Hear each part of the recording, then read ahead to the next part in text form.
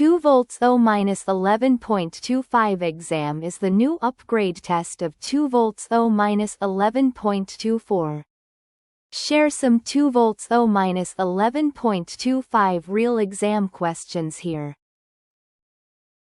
1. What is the primary use of NSX Advanced Load Balancer in a VMware Cloud Foundation environment?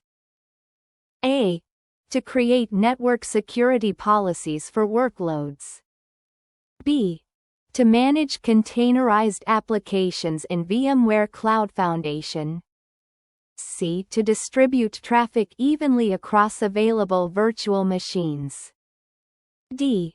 To ensure redundancy and failover for critical virtual machines.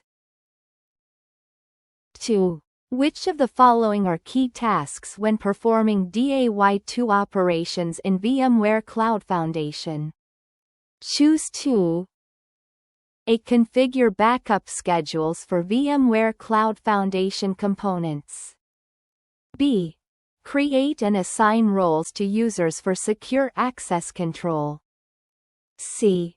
Perform daily health checks of the NSX and vSAN configurations. D.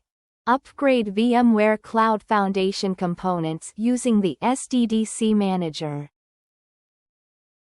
3. What is the role of SDDC Manager in VMware Cloud Foundation Lifecycle Management? A. Manages storage policies for virtual machines. B. Orchestrates the deployment of workload domains. C.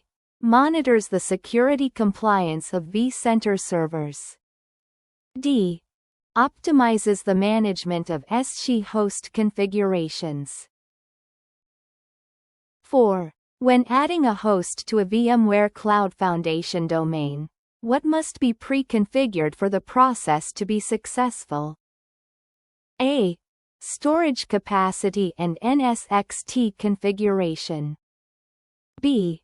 Valid SC version and network settings. C. NSX edge configuration and backup. D. vRealize suite configuration and logging.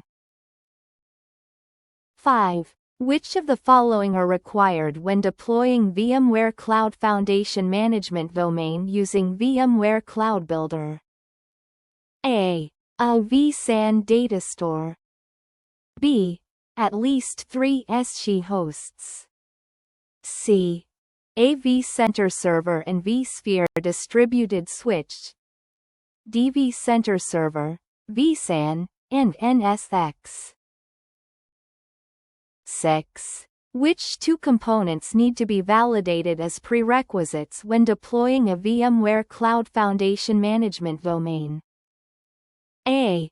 Available DNS and NTP configuration.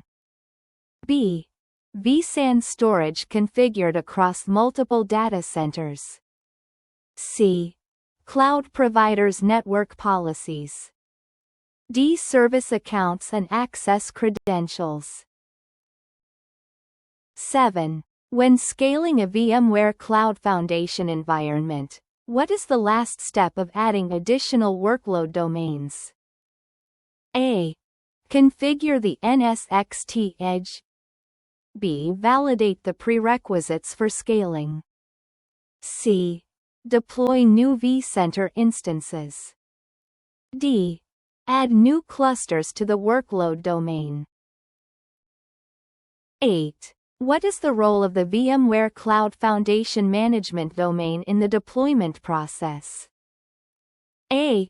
It handles the configuration of storage policies. B.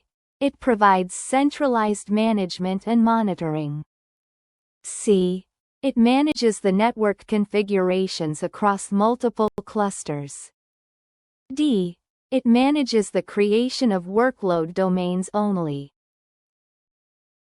9. When deploying VMware ARIA Suite Lifecycle in a VMware Cloud Foundation environment, what is the primary role of SDDC Manager during deployment?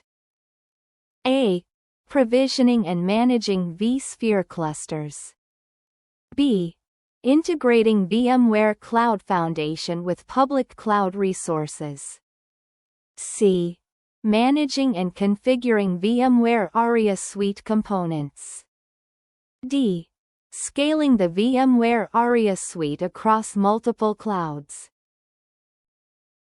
10. Which two of the following are critical elements when planning the VMware vSAN storage configuration for VMware Cloud Foundation? Select 2. A. Ensuring that vSAN is configured to provide storage redundancy for workloads. B. Limiting the number of storage clusters to reduce complexity. C. Configuring a minimum of 3 vSphere hosts in each vSAN cluster for redundancy. D. Storing all backup data on local disks only.